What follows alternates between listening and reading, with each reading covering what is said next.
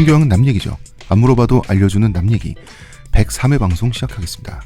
문화평론가 이동희 대표님. 안녕하십니까. 안녕하세요. 저는 작가 홍대선이고요. 의문의 은혜와 시온님은 못 나오셨습니다. 대신 누가 나오셨는가. 이쯤 되면 많은 분들이 예상을 하실 거예요.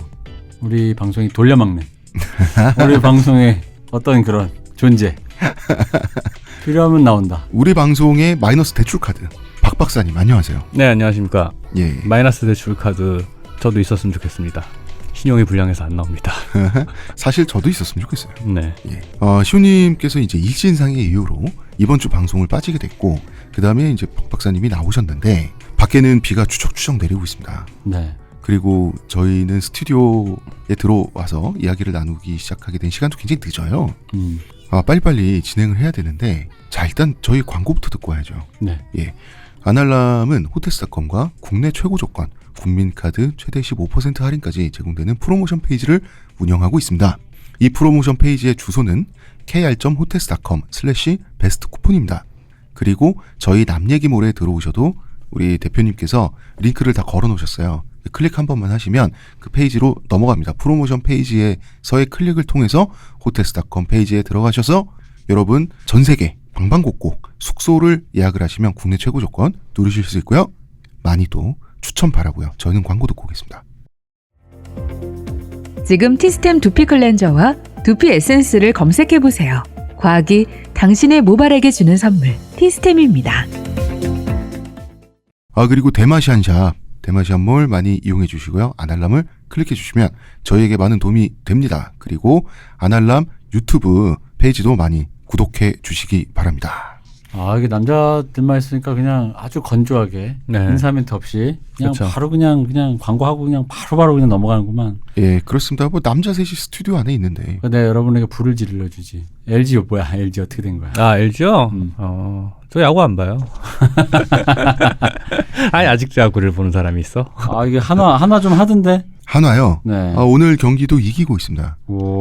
내가 지금 저번에 보니까 이게 지금 이제 1위가 두산인데 66점, 승률이 0.667, 66점이고 SK가 61점, 하나가 56점. 이 녹음은 5월 15일에 녹음되었습니다. 이 대표가 읽고 있는 야구 데이터는 5월 15일 기준입니다. 자존심 상하네요. 56점이라니. 6할을 못 넘었네, 승률을. 하나로선 훌륭하다. 뭐 이런 느낌? 하나팀은 마음을 놓을 수 없지 않을까? 당연히 못 놓죠. 왜냐면은 원래 잘하는 팀이 아니니까 이렇게 되면은 불안하잖아. 마치 이것은 김연아 선수가 점프 한 개 남겨놓고 아직까진 클린이었어. 마지막만 클린하면 금메달이 할 때 그 두근두근 되는 것만 같은. 그러나 김연아 선수에게 거는 나의 신뢰만큼은 아닌.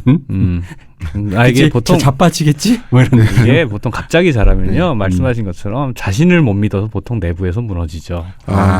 그리고 이제 우리가 3위를 오랫동안 하고 있어서 좋긴 한데 하나 팬들은 이제 우리가 응원하는 팀이 3위를 하고 있다는 것에 대해서 네. 한국 프로야구의 수준을 드디어 걱정하기 시작했습니다. 이게 이래도 되는 걸까라는 생각을 진지하게 저희는 하고 있습니다. 그래도 3위 하니까 좋아요. 그럼요. 신나요. 기세를 타면 보고 있으면 신나고 스트레스도 풀리고 아주 훌륭합니다. 이게 뭐 맨날 뭐 재밌게 이기는 게 좋고 뭐 저도 재밌게 지고 이러는데 사실 이기는 게 제일 재밌어요. 어제 그리고 KT와의 홈 경기에 제가 또 직관을 갔는데 한 점 차 역전승을 거뒀지 뭡니까? 4대0으로 지고 있다가 5점을 내면서 그리고 또 마지막에 또 그 1점을 잘 틀어맞고 기가 막힌 역전승을 또 했어요. 근데 이거 왜 계속 물어보는지 알아? 왜요? 계속 홍 작가가 설레발을 치면 저번에 한 번 안 됐기 때문에 한 번 안 되게끔 좀 내가 좀 이제 주술을 좀 거는 거지. 이게 이제 내일이란다. 다음 주에 방송될 때쯤이면 또 이제 설레발이 돼서 저주가. 가만히 있어봐. 네. 내일부터 하나랑 LG랑 3연전이잖아요. 그래요? 전 야구를 보지 않겠습니다. 진짜 한화한테 수입을 당할 거라고 상상도 못했는데. 상상을 못하셨다고요? 당연히 상상을 못하지. 하나한테 수입당하는 걸 왜 상상을 못해요? 상상이 아니고 그건 KBO를 보는 모든 팬들의 상상력 범위 밖에 있는 일이에요. 그랬어요. 네. 놀라운 일이죠. 상상 밖의 일이 한 번 더 일어나겠네요? 알 수 없는. 뭐 김정은하고 문재인 대통령의 회담도 이제 생중계가 되는 세상에서 뭐 무슨 일이 안 벌어질 수 있겠습니까? 가능성은 있죠. 판타지 같아서. 숙연해지는구나. 이미 제가 말씀드렸죠. 이렇게 LG는 바닥 정석. 바닥 이야기. LG 지금 몇이죠? LG 6위에 6위. 그렇게 바닥 아니에요. LG 6위예요? LG가 네. 바닥으로 가기엔 더 밑에 엄청난 바닥이 있더라고요. 아니 경상도 빼고 지금 바닥이잖아. 내가 지금 밑에를 보면은 신기한 게 내가 그 야구를 제7구단 나오는 시절 이후로 안 봤기 때문에 저에게는 생소한 이름들. 넥센, KT, NC. 근데 익숙한 팀이 하나 있네. 삼성이다. 무려 꼴등이야. LG가 지금 연패를 하고 있지 않은 이유 삼성과 붙었기 때문입니다. 아, 그렇구나. 그래. 삼성도 이제 또 잘하겠지. 삼성이요? 삼성 꿈도 희망도 없어요. 왜? 삼성은 그 투수들 불법 도박 사건으로 한번 이제 그 투수진이 증발된 후에 지금 네. 기록을 회복하지 못하고 있잖아요. 한 2, 3년 사이에 그 대형 FA도 다 놓치고 그걸 돈으로 다 해결하는 거 아니었어? 돈으로 해결할 의지가 없었던 거죠. 아, 돈도 쓰기 싫다. 네, 그래서 다 그리고 구장 신축하는데 또 돈이 많이 들어갔고. 그리고 도박 사건으로 하여튼 도박 사건이랑 그 중심 타자들 FA 때문에 기둥뿌리가 뽑혔어요, 진짜로 그냥. 그래가지고 좀 반등하려면 좀 시간이 걸릴 수 있을 것 같아요. 알겠습니다. 자, 한국 야구 업데이트는 이제 그만. 아니 사실은 그 제가 야구를 안 봐서 텐션이 안 올라와요 요즘. 이건 뭐 힘도 희망도 없는 얘기만 계속 나오잖아. 절망적이죠. 제 동생이 그 흑화된 하나 팬이었거든요. 흑화 이글스. 그래서 왜 못난 자식이 밖에 나가서 사고 칠 때 엄마들끼리 이제 애들끼리 싸우고 있는데 엄마들끼리 하면 자식이 너무 못났어. 그럼 자기 자식 혼내는 엄마들 있잖아요. 아 그렇죠. 화를 남들 보라는 듯 자기 자식을 패는 엄마들이 있죠. 그 제 동생이 하나 팬이에요. 하나를 속으로는 사랑하지만 자기에게 너무 고통을 많이 줬기 때문에 하나의 상대 팀을 항상 응원했어요. 몇 년 동안. 되게 변태적인 엄마. 그러면서 얘네는 진짜 한 17점, 27점 해야 된다고. 20연패 해야 된다고. 그러면서 당연히 이 닭새끼들이라고 불렀죠. 근데 이제 제 동생 입에서 독수리라는 얘기가 나오지. 나 뜨겁다. 맞다. 응. 하나 원래 독수리지. 네. 예. 아, 맨날 치킨해서 진짜 나 원래 하나 이글스라고 생각하면서도 내 머릿속에서 이글이 네. 닭이라는 네. 인덱싱으로 되어 있었어. 나 진짜 지금 알았어. 대부분의 한국인들이 그렇습니다. 왜냐면 그치 이글은 독수리지 하나 치킨스가 아니잖아. 네. 근데 진짜 나 진짜로 그렇게 알고 있었다. 하나 팬조차도 스스로 치기라고 불러요. 아니 그러니까 알고 있는데 일부러 비하로 치기 아니라 나는 야구를 모르니까 이글이 닭인 줄 알고 나 지금 갑자기 소름. 와. 이거 수많은 팬들이 그렇게 생각하고 있습니다. 아 진짜? 근데 치킨 소리도 10년 들으니까 아무렇지 않아요. 아무렇지 않아요. 네. 알겠습니다. 방송하시죠. 방송하겠습니다. 금나라가 타타르족을 때려잡겠다라는 의지를 이제 지난주에 보였고요. 네. 이번 주에는 때려잡으러 금나라 제국군 수만 명이 그 편제를 가지고 편성이 돼서 초원에 등장을 한 거예요. 네. 이제 타타르족은 죽었다. 근데 먼저 타타르족에 대한 설명을 좀 해볼게요. 몽골족은 당연히 몽골족이고요. 근데 커레이트족은 인종이 많이 섞여 있다 그랬죠. 부족연합체. 타타르족은 타타르족이에요. 독립인종이에요. 독립종족이에요. 그렇기 때문에 타타르족은 생김새도 좀 달랐고요. 이때 당시 타타르족은 백황혼혈이었어요. 백황혼혈? 백황, 그러니까 우즈베키스탄이나 카자흐스탄처럼 동양적인 느낌의, 그러니까 이제 아시안 유목민, 황인 유목민과 백인 유목민의 코카소스 계열 백인 유목민의 혼종이었을 가능성이 높고 실제로도 그랬을 걸로 보여요. 그래서 남자는 다니엘 헨이고 여자는 황신혜 씨인 거예요? 예, 그렇습니다. 그래서 워낙 타타르족의 미남 미녀들이 많았어요. 이때 초원에서도 유명했고, 왜냐하면 혼혈 강세란 말이 있잖아. 그리고 그 패션도 일반적인 초원, 동아시아 초원 유목민하고 좀 달랐어요. 볼만했겠다. 거기다가 상대편이 대표적인 몽골 지금 우리 몽골 얘기하고 있잖아. 몽골로이드. 장식이 더 많았고 타타르족의 액세서리 특징은 코걸이가 많다였어요. 코걸이요? 코걸이. 그러니까 여성이나 남성이나 코걸이를 뭐 소 코뚜레처럼 무식하게 하는 게 아니라 좀 이렇게 그 인도에 보면 인도의 무희들이 코걸이 하는 방식 있죠. 약간 좀 섹시한 느낌으로 그런 식으로 좀 많이 했어요. 그래서 얼굴에 들어가는 금속 액세서리가 굉장히 많았고, 그리고 이제 이거는 뭘 뜻하냐? 귀금속을 얼굴에 주렁주렁 달 수 있었다는 거는 그만큼 타타르족이 부유하기도 했다라는 뜻이에요. 근데 이게 우리 사실 그 문화적이라고 얘기는 듣고 있잖아. 백인 위주의 어떤 그 미적 감각 그런 거. 근데 걔들은 어땠을까? 이게 사실 난 개인적으로 느낌이 이게 과연 문화적일까 가끔 요즘에는 의심스럽기도 해. 그냥 그렇죠. 솔직히 말씀드리겠습니다. 그 태무진이 우리 이야기의 주인공인 태무진이 여자의 미모 때문에 정신을 못 차리고 인간성의 바닥을 찍은 사건이 한 번 있어요.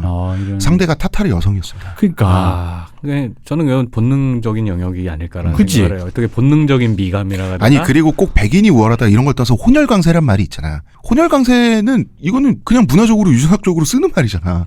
이 말도 우리가 정치적으로 올바르지 않다고 피해 다녀야 되나? 혼혈강세는 이건 진짜 현상이잖아요. 과학적인. 그러니까 이런 거지. 그러니까 왜 예쁜 남자, 잘생긴 남자는 동양인이고 서양인이고 불문하고 누구나 있으니까. 뭐 예를 들어 서양 틱하지 않지만 잘생긴 사람, 뭐 잘생겼다고 볼 수 있는 사람, 뭐 수많은 탤런트들, 뭐 유아인 씨도 있고, 뭐 동양인으로 치면은 동양 스타일로 잘생긴 여성 배우 중에 누가 있지? 그래, 성유리. 우리나라에서는 뭐 우리나라 성유리 씨. 보통 이제 동양미가 뭐 동양적인 미가 단아한 미가 돋보인다라고 하는. 아니 왜냐면 이효리 씨 같은 경우는 되게 서구적이잖아. 네, 서구적인 되게 서구적이고 얼굴이죠. 눈, 코, 입이. 근데 이제 효린 민박 보면 손시대 유나. 네. 서구적인 코카서스 느낌만 아니지만 예쁘단 말이지. 그러니까 이게 예쁜 거에 대한 선호는 누구나 다 똑같고 단지 거기서 코카소스에 대한 어떤 뭔가 약간 있는 거는 그냥 문화적인 거고 하지만 그럼에도 불구하고 코카소스에서 눈, 코, 입이 크니까 분명하다 보니까 그러니까 미남 미녀가 나올 확률이 높기 때문에 상대적으로 코카소스에 대한 어떤 그 애호가 생긴다? 이렇게 이해하면 될까? 애호가 아니라 선호. 선호. 네, 그렇죠. 이 정도까지 설명했는데 정치적으로 올바르지 않아라고 하면 그건 또 난 억울하다고 생각해. 아니, 그렇지 뭐 않아? 이쁜 건 이쁜 거죠. 그러니까 그치. 왜냐면 이게 정치적으로 올바르지 않다는 얘기뿐만 아니라 말해놓고 보니 이게 문화적인 후천적인 선천적인 건지를 구분하려면 우리가 사실 이 정도까지 설명해야 돼. 그래. 그리고 선천적인 것과 후천적인 것이 결합돼 있는 거죠, 당연히. 그렇죠. 어쨌든 그래서 금나라의 계획은 뭐였냐면 금나라가 타타르족을 압박해서 금나라 제국군이 착착 진격을 하고 있으면 타타르족은 그 충격력을 이길 수가 없죠. 그렇죠. 그러니까 튀겠죠. 숲을 속으로 어느 정도 뭐 그 모경지나 재산이나 이런 걸 좀 가축대나 이런 걸 좀 포기하더라도 숨어서 때를 노리겠지. 유목민들은 속된 말로 토낄 때 문자 그대로 토끼는 게 가능해요. 종족 전체가 엄청난 속도로 이동하면서 사라져버리는 게 가능해요. 근데 그렇죠. 그렇게 하면은 기르던 가축들은 느리잖아. 양 이런 거는. 예. 그 거의 다 놓치는 거 아니에요? 놓치죠. 그리고 근데 그렇게 놓치면 예. 사실 그 삶의 기반을 통째로 잃어버리는 거 아니에요? 그래서 동유럽에 출몰했다가 한 몇십 년 있다 다시 나타나는 거예요. 각 나라에 한 3, 4개 국가들의 국경지대 있죠. 네네. 이 약탈을 쓰끈하게 하고 그다음에 초원으로 다시 돌아오잖아. 그러니까 이렇게 한번 결정적인 패배를 당하고 나면 다른 동네 가서 도적질 하다 와야 되는 거예요. 그리고 그게 엄청난 손해잖아요. 그죠. 엄청난 손해지만 엄청난 손해를 감수하는 게 옳아요.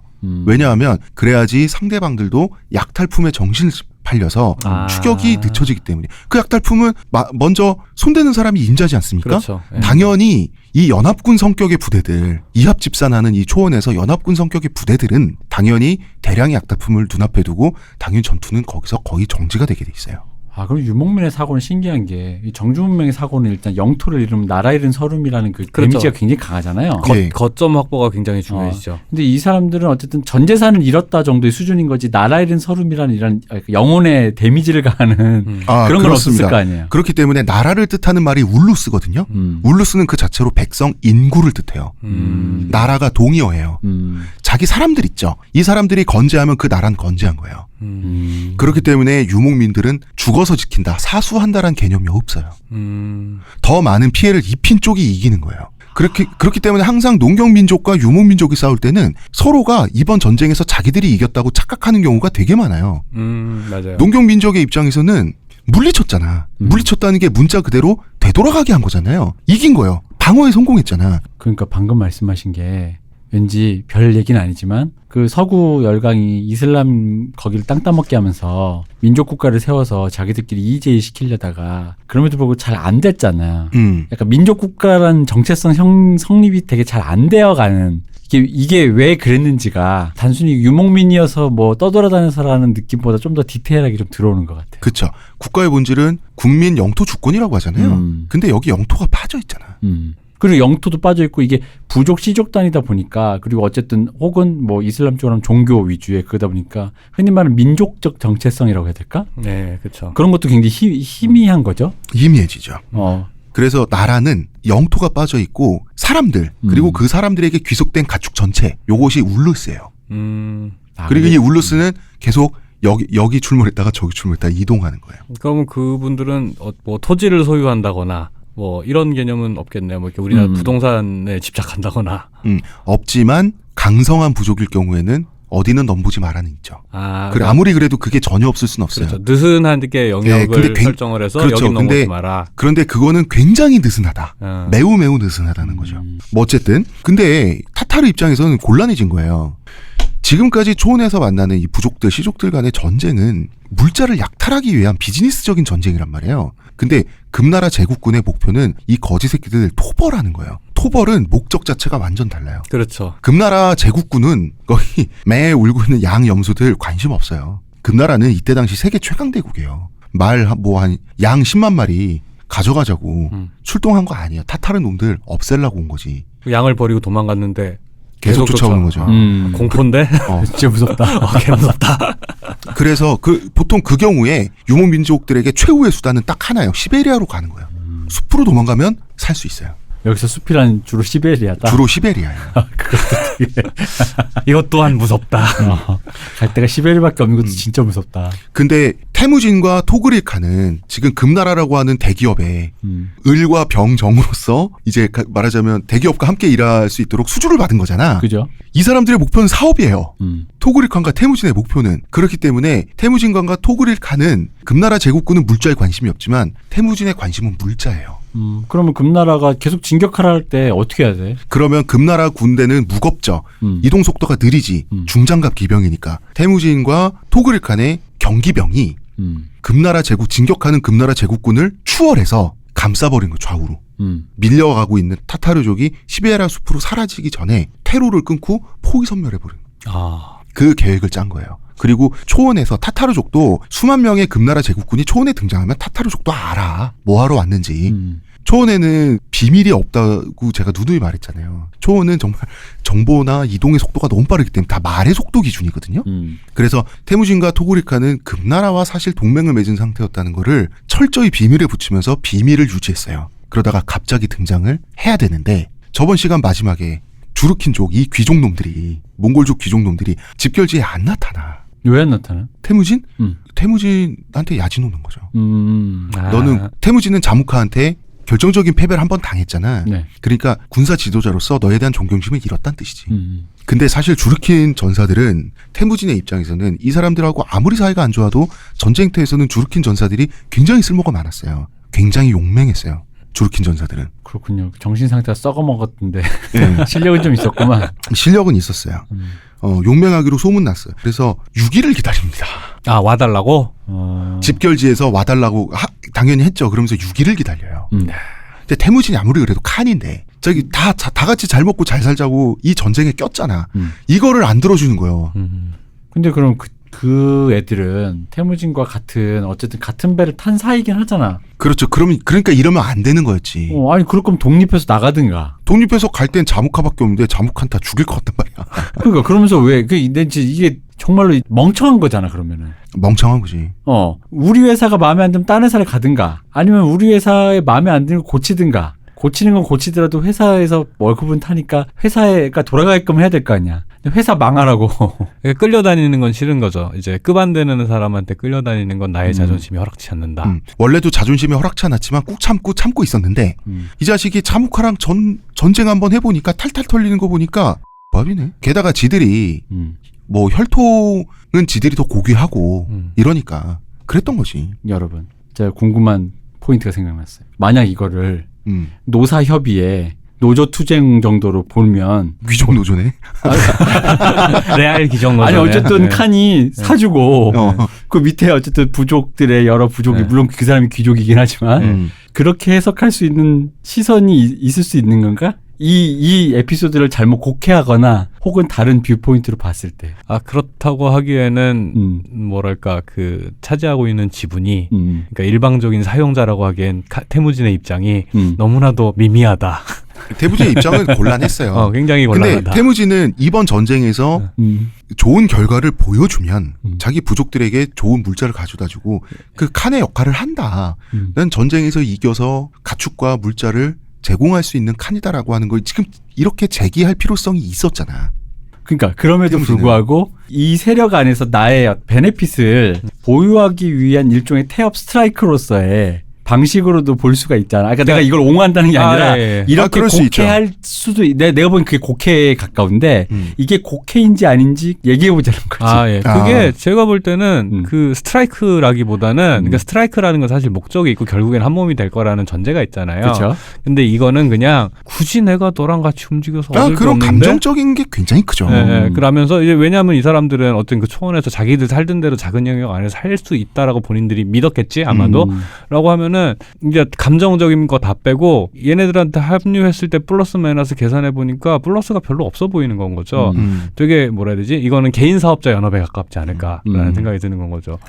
그럴 수도 있죠. 지금의 태무진은 상인회, 네, 그렇죠, 그렇죠. 상인회의 무슨 뭐 연합회장 정도. 네, 그렇죠. 일 수도 있는 거죠. 근데 결국은 재기에 성공해야 예, 독립적 사주가 될 수 있는 거예요. 그렇죠. 재벌 총수가 될 수 있는 거예요. 그러니까 제가 이 얘기를 하는 이유는 요즘에는 네네. 항상 우리 박 박사 전에도 나왔지만 피해자 정치에 의해서 피해자는 선하다라는 관점이 있다 보니까 아하. 약자 이꼴 선하다 그러니까 네. 스트라이크라든가 이런 류의 태엽을 네. 또 이쪽으로 과하게 투사하셔서 아, 그러실 필요는 없다. 네, 태무진 그쵸. 갑 약간 요렇게 아니 제가 왜냐면 요즘 요런 류의 역사 책들 읽다 보면요 이게 어쨌든 전제군주 시절의 얘기다 보니까 이것이 전제군주 미화 쪽으로 살짝만 가면은 마치 이런 것들이 그 시대를 억압한 전제군주임에도 전제군주가 너무 미화되거나 혹은 그 반대 이것이 굳이 그렇게 생각되어질 필요는 없는데 민중의 그냥 폭동일 수도 있는데 그걸 민중의 봉기로 생각한다든가 그런 류의 여러 가지 해석들 때문에 그냥 한번 그 차단 차원에서 한번 얘기해 본 겁니다.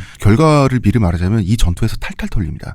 태무진은 원래 원시적인 차원의 그 전투 쿠리엔 단위로 네. 편성돼서 그냥 이 뭉탱이 저 뭉탱이가 만나는 대로 닥친 대로 싸우는 초원의 전통적인 싸움법만 보고 있었다가 어쨌든 금나라 군대와 함께 전투를 치르게 되니까 이 군대를 몰고 온 왕경승상이 야 너 우리 편제로 들어와라고 하겠죠. 이 편제는 굉장히 현대적인 세련된 십진법 편제였어요.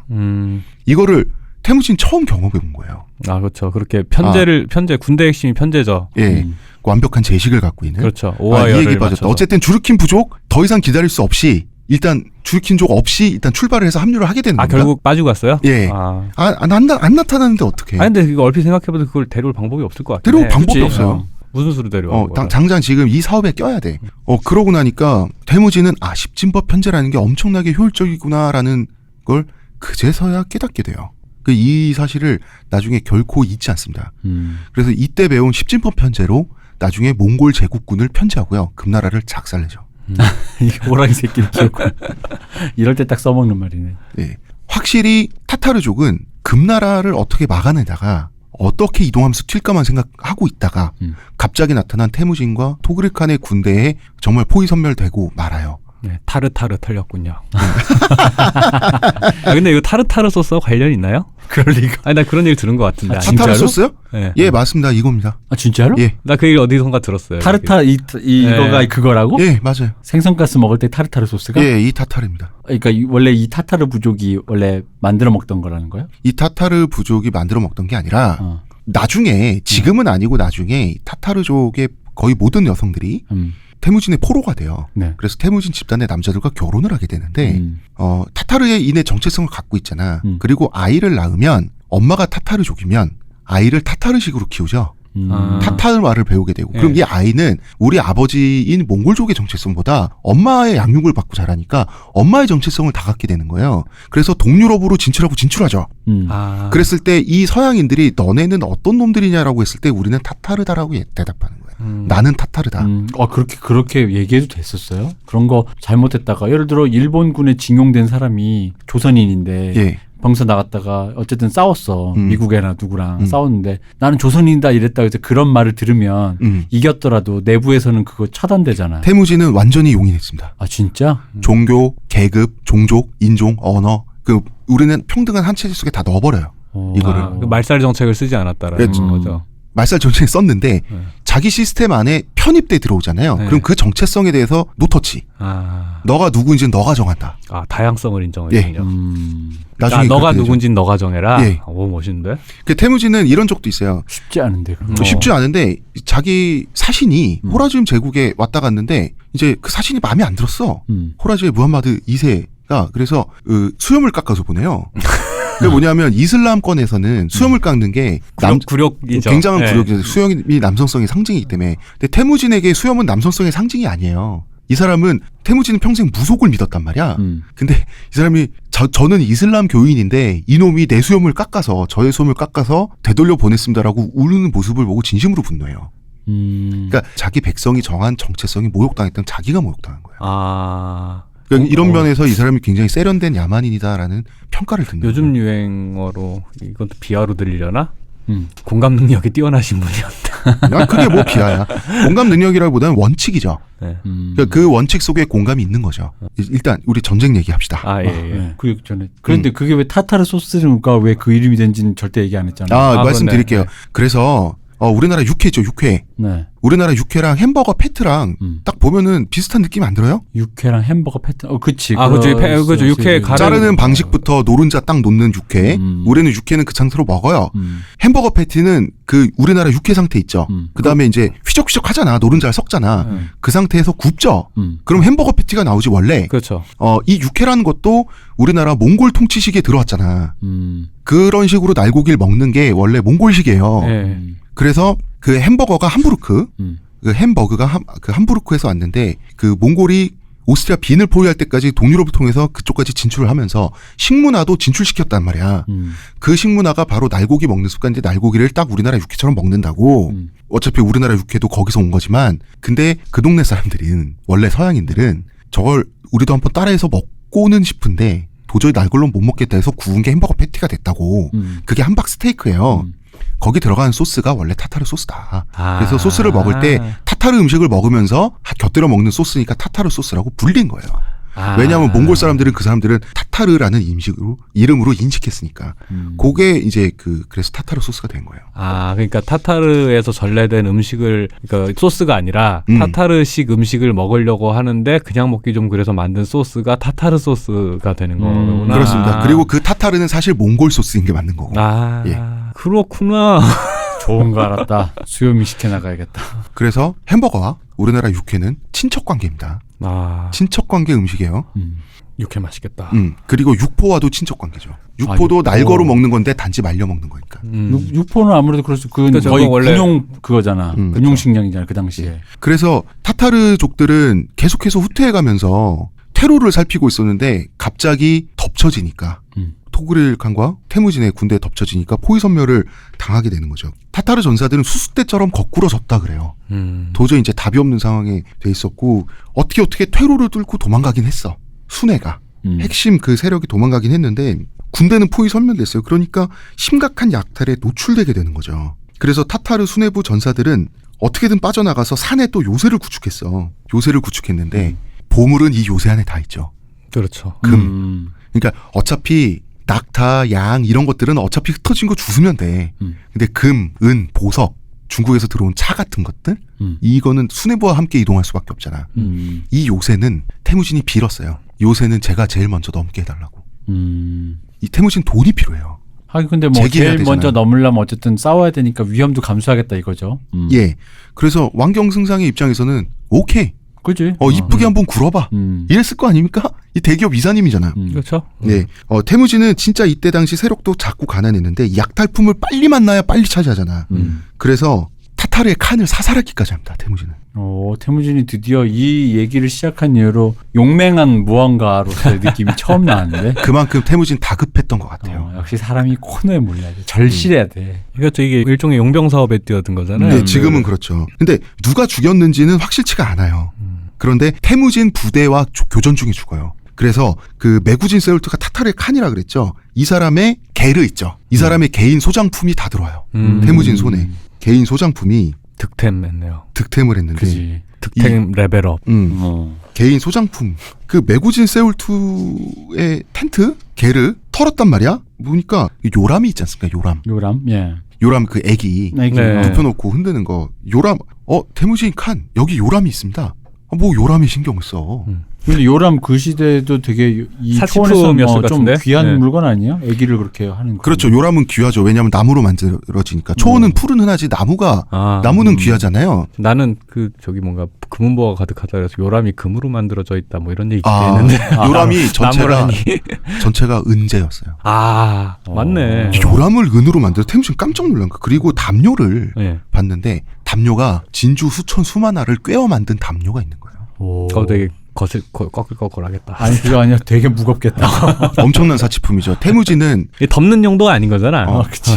자 초원엔 바다가 없어요. 음. 진주는 하나하나를 다 수입품이 어디서 수입해? 중국에서 수입되죠. 음. 이거는 몽골 전사들의 눈에는 이 모든 물건들이 충격적인 물건들이에요. 그 왜 밴드 브라더스 보면 마지막에 네. 그 히틀러 그 독수리 둥지 그치, 털러 그치. 들어갔을 때 왜 그 접시랑 뭐 이런 거. 그렇죠. 그 미국 그 시골에서 자란 병사들이 거기에 들어가가지고 명품들 이렇게 쭉 있는 거 보면 유럽 명품들. 충격을 받는 그 장면. 그지. 그리고 죽거나 사로잡힌 타타르인들을 보니 몸에 뭘 주렁주렁 달고 있는데 다 금붙이야. 금으로 된 코골이를 그렇게 많이 하고 있는 거예요. 충격을 받은 거예요. 그래서 태무진은 이때 어떤 생각을 하냐면 타타르가 이렇게 부유하게 된 이유는 하나밖에 없어요. 금나라가 원래 이전까지 금나라가 찔끔찔끔 뒤를 봐줬기 때문이에요. 그러니까 타타르가 이런 초원 바깥에 귀한 물자를 갖고 있었던 건 금나라 제국의 용돈 받는 뼈다귀 받는 강아지 신세였기 때문이에요. 그래서 그거를 뻔히 알아. 태무진도 국제적 단위에서 정치를 생각해 본 적이 없다가 왕경승상과 작전회의를 하면서 초원이란 게 제국의 입장에서는 나에겐 세계의 전부였는데 제국의 입장에서 장기판에 불과하구나. 그렇죠. 그걸 처음 알았는데 자기는 지금까지는 타타르가 금나라 제국과 영원히 변치 않는 혈맹사인 줄 알았지? 금나라 제국의 입장에선 버려도 되는 인 거야. 필요하면 쓰고 아님 말고. 경비견인 거야. 그렇죠. 셰퍼드인 거야. 딱 그 처지를 알게 됐는데 의리 번쩍한 타타르의 재물과 물자를 보니까 거꾸로 무슨 생각이 들어요? 중국의 용돈 좀 받았더니 이렇게 돼. 거꾸로 중국이 엄청나게 부유하다는 사실을 알게 돼요. 태무진은 이때 이 중국의 부유함을 간접적으로 확인하고 그다음에 금나라 기병들의 그 무장을 보고 엄청 충격을 받았죠. 그것도 다 부유함에서 나오는 거 아닙니까? 시야가 확 트였겠네요. 진짜. 중국의 부유함을 결코 잊지 않고요. 네. 그러니까 이것 때문에 중국인들은 작살이 나게 됩니다. 나중에. 국제 정세를 본다라는 의미에서 시야도 확 트였는 거였을 거고. 그러니까 어디 가서 어머니들이 그런 말 하잖아요. 집이 잘 살면 절대 잘 산다 얘기하지 말고 언젠간 털린다. 똑똑하면 똑똑하다는 얘기하지 말고 자랑하지 말고 겸손하라는 게 바로 이런 거라니까. 그렇습니다. 근데 금나라 제국이 왜 태무진한테 겸손해줘야 돼? 그렇지. 그럴 이유가 없지. 체급이 안 맞는데. 체급이 안 맞는 정도가 아니 지금은. 그렇죠. 이거는 그러니까 그게 국제사회 냉엄한 질서인데 그럴 때일수록 점잖게 타이도 풀어가면서 얘기를 했었어야지. 체급 안 맞는다고. 야, 이씨 까라면 깔 것이지. 핵 쏜다 이러면 안 되지. 그래서 태무진은 드디어 망하고 축소되고 떠돌이 방랑에 어디 잘못 가서 자무카 부대 만날까. 자무카 부하들을 만날까 이렇게 숨어서 방랑하는 이 가난한 집단에 엄청난 양의 물자를 갖고 오게 되는 거예요. 왜냐? 금나라 제국은요. 토벌이 중요하지 타타르의 물자에 관심이 없어요. 그렇죠. 그거는 그냥 말하자면 이 타타르의 물자는 금나라 제국의 입장에서는 초등학생 주머니에 들어가 있는 100원짜리잖아. 이거는 먼저 약탈한 사람 거죠. 태무진은 굉장한 물자를 가지고 귀환을 하게 되는 거예요. 그래서 이 약탈품들을 나눠줄 수 있게 됐고 자무카와 한번 싸웠을 때 졌을 때 어쩔 수 없이 생계를 위해서 가족에서 뿔뿔이 흩어졌던 부하들도 다시 모을 수가 있는 거예요. 와라. 이 형님 다시 회사 차렸다. 시드 좀 구해왔다.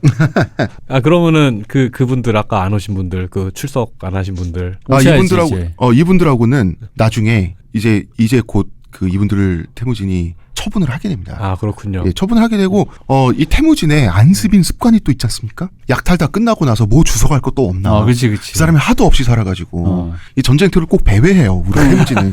꼭 여태까지 2번이나 네. 뭘 줍지는 주웠겠지. 뭐 소뚜껑이라도. 근데 꼭 애를 주워. 그러니까 엄마한테 줘. 이거 성격 안 좋네. 이번에도 시기 코토코라는 그 고아 소년을 발견해서 또 헐룬에게 입양시킵니다. 엄마가 무슨 죄를 졌다고 계속 애키워야 돼. 왜 그러는 거예요 도대체? 그게 뭐냐면 처음에는 못 지나쳤어요. 예. 불쌍하니까 자기도 예. 고아였잖아. 예. 그러다가 나중에 이제 습관이 되는데 그리고 더 나중이 되면은 정치적인 시그널을 가진 이게 행동이 돼요. 아. 예. 근데 지금까지는 그 단계는 아니었고 이 시기 코토코라는 타타르 아이를 입양해서 키워서 이 시기 코토코라는 아이는 몽골 제국의 초대 대법관이 됩니다. 아, 똑똑한 아이였군요. 예. 미래의 법관이 타고 있어요. 뭐 이런. 그렇지. 마차 뒤에 붙어있던 스티커가. 그러면 태무진은 드디어 제대로 된 분배와 보상을 부하들에게 실로 오랜만에 해줄 수 있게 된 거예요. 자무카한테 탈탈 털리고 나서. 그럼 태무진은 어떤 식으로 분배를 했는가? 원래 약탈이란 것은 원래는 먼저 맞는 사람이 임자죠. 태무진 규칙을 바꿨어요. 적을 완전히 물리친 다음에 약탈품을 한데 모아서 그 다음부터 분배가 들어가는 거예요. 나 이 얘기 어디서 들었던 것 같아. 기시감이 느껴진다 했는데 찾아보니까요. 네. 그 온라인 게임에서 와우나 이런 데서 공대에서 이렇게 한다는 얘기. 그렇죠. 이건 주로 공개에서 그렇게 하지. 약탈품은 그 전쟁이 끝나고 분배가 되기 전에 분배돼서 내 거가 되기 전에는 다 공공재예요. 그렇죠. 다 공공의 재산이에요. 그러니까 그 그래서- 이전에는 그러지 않았는데 예. 금나라와 한번 작업을 한 이후에 태무진이 이런 방식을 취하기 시작했다라는 건 거죠. 예. 그러면서 그리고 누가 더 열심히 했는가? 누가 더 공이 있는가? 그 순서대로 물건의 약탈품의 값어치를 산정해서 논공행상을 하기 시작했군요. 논공행상을 철저하게 하는데 재밌는 게 능력자가 전부는 또 아니다. 물자가 모두에게 골고루 돌아가야 돼.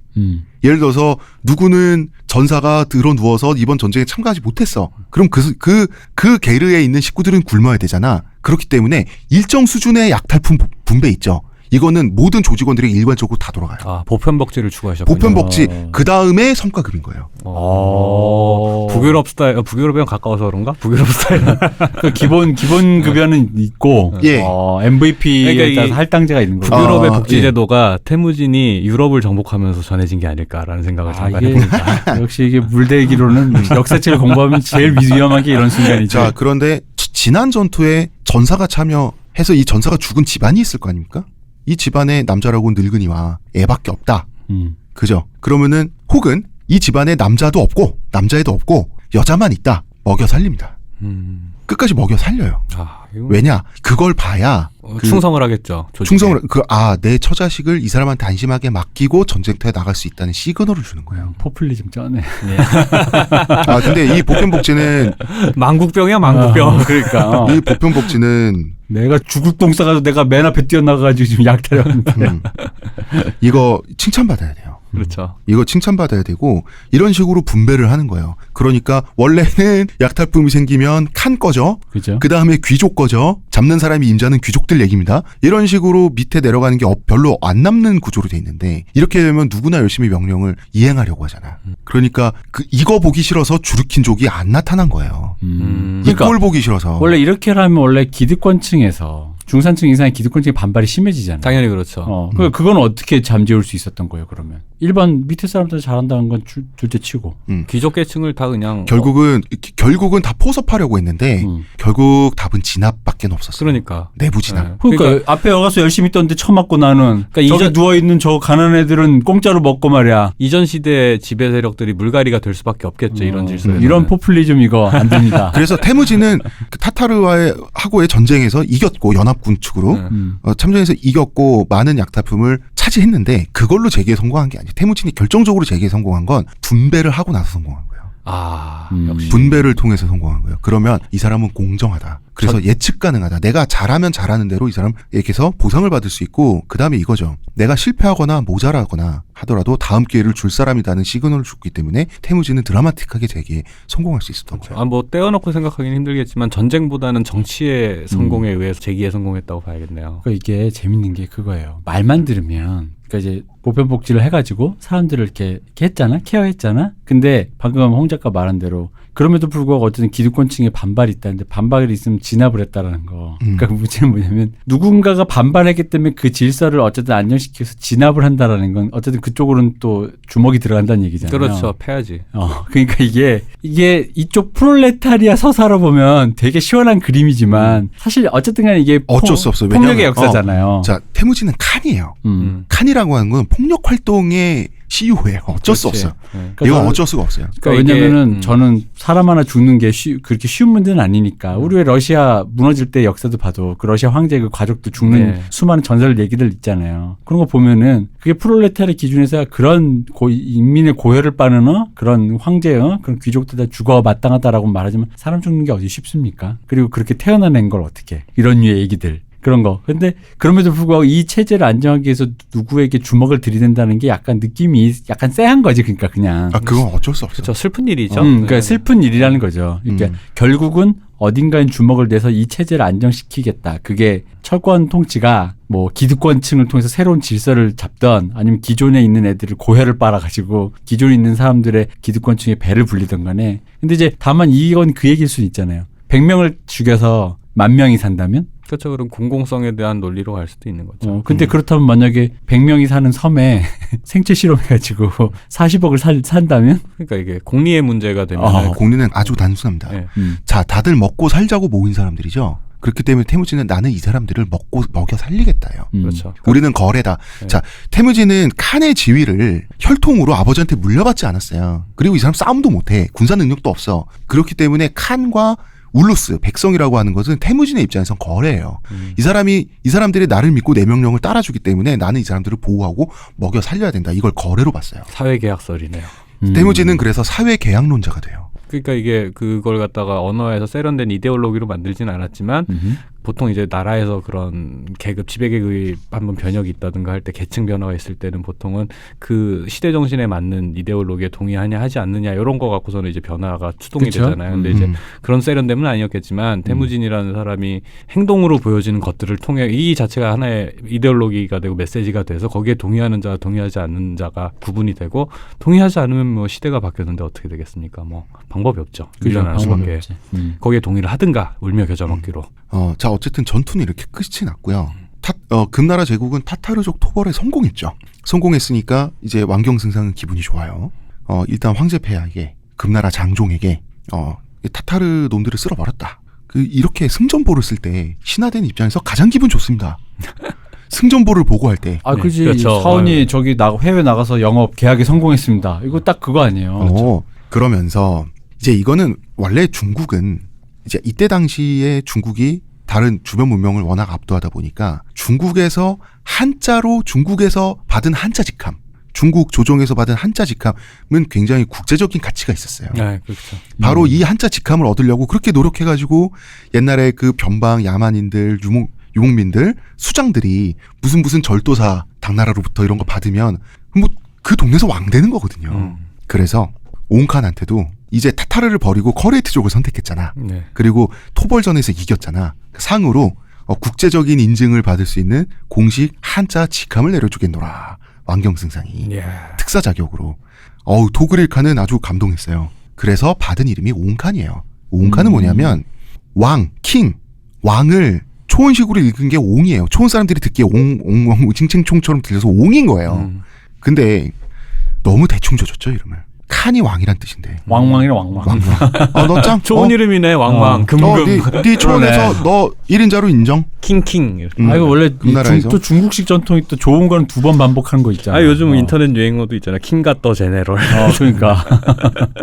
근데 이걸 미국이 나한테 줬다 그러니까 되게 별로긴 하다. 이게 사실 신경 써서 만들어준 이름은 아니라는 거죠. 그래서 토그리칸은 이때부터 옹칸이라는 이름으로 역사에는 더 많이 기록되게 된. 그래서 토그릴 칸은 이름 플러스 칸이에요. 네. 토그릴의 이 사람 이름이 네. 옹칸은 이 사람의 직함명이 되는 거예요. 그렇죠. 킹왕짱. 네. 그러니까 내가 아프간에서 공을 세워서 트럼프가 나한테 이름을 줬는데 킹갓 더 제네럴이야. 웃기잖아요, 솔직히 이거. 킹 갖다 제대로 그냥 다른 거예요. 킹왕짱. 킹왕짱. 역사책에 그렇게 적혀. 그렇지. 굿킹 막 이런 거지. 굿보이. 박 박사 더 킹왕짱 이런 거 이상하잖아. 그렇게 나온 거야. 좋은 이름 쏜다 하면서 그냥. 근데 옹칸의 입장에서는 그래도 기분 좋죠. 이제 옹칸 된 거야. 이건 중국 조정이 보증한 직함으로 내가 불린다? 그러면은 국제적인 사람이 된다는 뜻이에요. 이때 당시 초원은 시골이기 때문에. 그렇죠. 그 모습을 옆에서 본 태무지는 나도 승상님, 저도 직함 하나만 주십시오. 한자로 된. 이 부탁을 하게 됩니다. 바짓가랑이 붙잡고. 근데 왕경승상이 보기에 얘는 너무 쩔이라 귀찮아. 태무지는 고생한 것도 알고 노력한 것도 알고 기특한데 가만히 있어보자. 기특하니까 거절하기도 애매하고 저리 꺼져 이놈아 하기도 얘가 좀 전투에서 고생을 많이 했어. 그 뻔히 두 눈으로 봤지 않습니까? 그래서 이거 어떡하지 하는데 태무진이 저 천부장 달라고. 천부장 명함 하나 파달라고. 백부장 천부장 할 때 그 천부장이요? 천부장은 그러니까 1000명의 지휘관이란 뜻이죠. 예, 1000명의 지휘관. 뭐 요즘은 뭐 대대장이나 연대장 정도. 뭐 그 정도죠. 네. 왜 그러냐면 천부장부터 한자로 이름을 만들어줬어요. 중국이. 한자명을 중국 조정에서 명함을 뿌려줬다고. 이거 네 명함 해라라고. 즉 백부장까지는 명함이 없었어요. 한자 명함이. 거기까지는 그냥 하급 관리. 그러니까 백부장까지는 중국 조정에서 서류에 등록될 필요가 없다는 뜻이야. 그러니까 우리로 치면 이거지. 백부장부터는 원청 명함을 써주는 거지. 계열사였지만 네. 맞습니다. 정확하다. 하청회사 계속 무슨 실업이었잖아. 오케이. 명성 실업 이렇다가 네. 그 전부터는 삼성 명함 써도 되는 거야. 기아 명함 써도 되는 거지. 게임 좀 들어가겠네. 그치. 근데 왕경승상은 태무진이 너무 하찮은 인물이라 그거 다 서류에 넣어야 되잖아. 황제 도장 받아야 되고. 어쨌든 황제 이름으로 내리는 직함이잖아요. 그치. 얘는 문명국이지 맞아. 뭐가 복잡하지 맞아. 그러니까 너 그냥 자우트 코리 해라. 뭐 사우스 코리아? 자우트 코리. 자우트는 초원말로 백이요? 코리는 대장, 백인대장. 백부장 해라. 그러니까 자우트 코리까지는 초원말이야. 천부장부터는 한자 붙여줄 수 있어. 당시 국제 언어인. 그러니까 천부장도 안 되는 미천한 지위를 한자식으로 불러줄 마음이 없고 너는 그렇게 중요하지 않다. 정신 좀 차려라는 뜻이었겠지. 근데 태무진이 포기를 안 했어요. 포기하지 않고 천부장 지위 천부장 진짜 이름 좀 달라고. 나는 태무진 포기를 모르는 남자지. 왕경승상을 조르니까. 여기서 궁금한 거 맨입으로요? 맨입으로? 전투 때 열심히 했잖아. 아니 그게 아니라 뭐 와이로를. 그치 이게요. 와이로? 삼성 지금 전무한테 명함 파달라고 지금 조르는 거잖아 지금. 이 왕경승상은 그런 게 안 통하는 사람인가요? 금나라 제국의 네. 3인자였습니다. 3인자 황제 다음에 뭡니까? 네. 황제 다음에 그 영의정에 해당하는 네. 승상 다음에 이 좌의정에 해당하는 왕경승상 이 사람이었어요. 장충기라던가. 태부진이 갖고 있는 거 다 바쳐도 이 사람한테 와이로 안 돼. 그렇네. 당시 중국의 재상이라고 하면 네. 프랑스, 영국, 독일 국왕의 재산 다 합친 것보다 더 부자예요. 근데 무슨 태무진이 와이로를 꽂습니까? 그냥 바지가랑이 부쩍 비는 거지. 그러니까 왕경승상 입장에선 이놈이 너무 눈치가 없는 거야. 그래서 이렇게 말하면 그렇다고 저리 꺼져 이놈아 할 수 없으니까 내가 알았으니까 이건 나 혼자 결정할 수 없으니까 그 기업 다니는 사람들이 회사원들이 순진한 청년들 달래는 전형적인 방식을 써요. 얘나 그치. 지금과 똑같아. 그치. 내가 황제 폐하한테 가서 물어볼게. 잊지 말고 물어볼 테니까 기다리고 있어봐. 잘 될지도 몰라라고 해서 태무진을 떼놔요. 역시 천년이 지나도 같은. 그런데 봐봐. 실은 이거 저도 많이 쓰는 방법이긴 해요. 그렇잖아. 그러면 떼낼 수 있잖아. 애들을. 보통 멘트 일단 알겠습니다. 무슨 말인지 알겠고 제가 가서 물어보고 결정되면 다시 연락드릴게요. 전형적인 그 방법을 그치. 쓰는 거예요. 근데 이런 하찮은 얘기 보고를 황제가 왜 듣습니까? 그렇지. 그리고 태무진 이름 석자 기억이나 했을까? 국경을 넘어서기 전에 제 생각에는 까먹었죠. 까먹고 네. 그리고 이거는 떼내려고 한 말이야. 내가 네. 봤을 때 처음부터. 그래서 근데 되게 재밌는 거는 정작 그 얘기 들은 태무진은 계속 기다린다. 당연히. 언제 정부장 직감 들어오나. 이건 천년이 지나도 바뀌지 않는구나 이게. 네. 하지만 일단 자기는 임시로라도 자우트콜인데 이거는 자우트콜이 직함은 대제국의 재상한테 승상한테 받은 직함이잖아요. 그렇죠. 태무진 나름 자랑스러워합니다. 그렇죠. 자랑스러운 일이지. 어쨌든 세계 최강 대국의 권력자 실권자한테 수여받은 거니까 어쨌든 이거 국제적인 공인성이 있는 거라고 본인은 생각을 해요. 그런 국제적인 공인성 인정해주기 귀찮아서 자우트콜이 시켜준 건데 왕경승상 입장에서 아직까지 촌사람이니까 본인이 그렇게 믿으면 뭐. 본인은 그렇게 굳게 믿었습니다. 금나라와 전쟁을 벌이기 전까지. 금나라가 이 사람에게 금나라가 멸망당할 줄은 상상조차 하지 못했을 거야. 아마. 그렇죠. 그때까지는. 그치. 이때야 뭐 이름도 기억 안 나는데 지금 우리랑 똑같잖아. 무슨 명성실업에 이제 영업 대리가 있는데 원청 삼성 전무랑 지금 얘기해가지고 막 얘기하는 거 아니야. 그렇죠. 근데 원청에 들어가가지고 계속 이렇게 하다가 삼성 명함 하나 파달라고 하다가 안 했는데 비슷한 거 파준 거 아니야. 그렇죠. 그래가지고 이제 자랑스러워하는데 그럼 전무 입장에서 제가 나중에 돌고 돌아 이 회사를 먹어버릴 거라고는. 그러니까 이 삼성이 쓰러지고 저 기업이 저 무슨 명성 시럽 같은 게 그쵸. 이게 이게 명성이란 기업이 될지 어떻게 알아? 상상력의 범위 바뀌죠. 아까 제가 얘기한 LG가 한화한테 수입당하는 걸 상상할 수 없는 것처럼. 아 원래 그런 겁니까? 예, 상상력의 범위 밖에서 벌어지는 일이죠, KBO가 이거는. 생각보다 되게 허접하군요. 그런 생각을 하다가 수입 당하는 거예요. 아 그러니까 역사가 이렇게 반복된다니까. 그렇구만. 말도 안 되는. 2000년 전에 태무진 그리고 현재 LG한테서 반복되는 겁니다. 이게. 한화는 이거 보세요. 1999년도 우승팀이에요. 아 그러세요? 까먹었네요 제가. 1999년에 밀레니엄 뽕 맞고 사람들이 다 정신없을 때 빈집털이로 우승한 거 아니야? IMF 때문에 사람들이 야구를 안 봤어. 근데 관심이 없었어. 그러니까 세기말. 네. 밀레니엄 빅토리 한화 이글스. 축하드립니다. 네. 자 다음 넥스트. 나는 행복합니다. 네. 자 넥스트. 우리 이제 1부 얘기는 여기까지 이제 네. 해야 될 것 같은데요. 그래서 이제 태무진이 이 전쟁을 통해서 배운 게 무엇인가 한 번만 정리를 하면 이거 한 번만 더 할게요.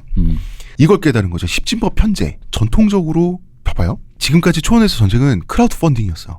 먹고 살기 힘든 애들 모여. 부족 시종 모여. 한탕 하자. 그래서 세를 만들어서 각자 약탈품과 가축을 위해서 모여서 싸우죠. 그렇기 때문에 각자 이익 집단들이 여러 개이기 때문에 쿠리엔 단위로 싸우는 거예요. 뭉탱이 단위로 싸우는 거예요.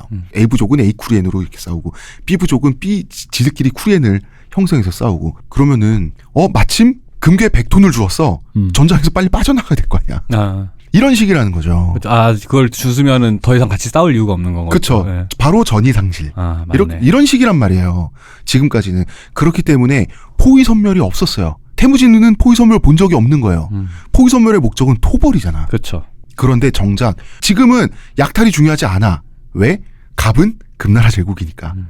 당연히 갑의 의지에 따라서 전투를 끝내고 나서 약탈품을 분별을 하는 건데 포위선멸을 처음부터 목표로 하니까 포위선멸의 위력을 깨달은 그 강대한 타타르족을 하루에 턴 거야. 태무진의 상상력 밖에 있었던 일이에요. 그래서 전투는 군대는 효율적이고 이기적이지 않아야 한다. 그걸 처음 깨달은 십진법 편제도 이기적인 편제가 아니에요. 그렇죠. 부족 중심적인 편제가 아니고 포위선멸도 전투의 승리만을 위한 거지 약탈품이 일단 배제돼 있는 그 작전이죠. 그러고 나니 약탈품은 오히려 거의 다 전부 다 뺏을 수 있었네.